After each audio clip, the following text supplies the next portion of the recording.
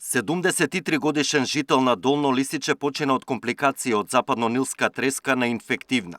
Ова е петти смртен случај за 2 недели од вирусната инфекција која ја пренесуваат комарци и птици. Починатиот, како што информираше директорот на клиниката, имал и други придружни заболувања. Пациентот е на клиниката вкупно 22 дена.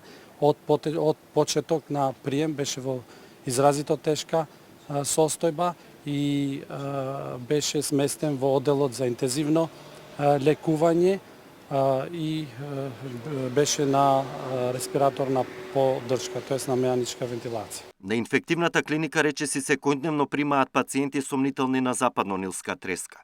Во моментот на болничко лекување има 21 пациент, кај 18 инфекцијата е лабораториски потврдена. Сите се од Скопје, а вирусот им предизвикал воспаление на мозокот и мозочната обвивка. Најмладата хоспитализирана е на 25 годишна возраст, а 4 повозрастни се на интензивна нега.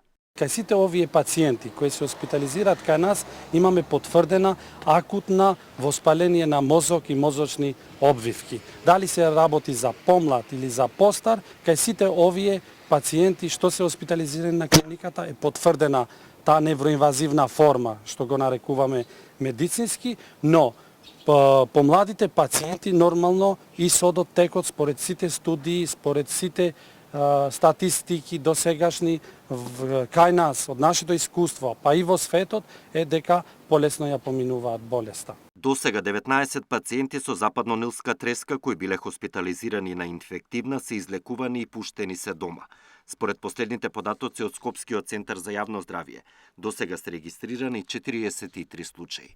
Властите мапираат 34 ризични места за ширење на западно-нилскиот вирус, претежно канали за наводнување во приградските населени места и за деновиве најавија теренско прскање против комарци.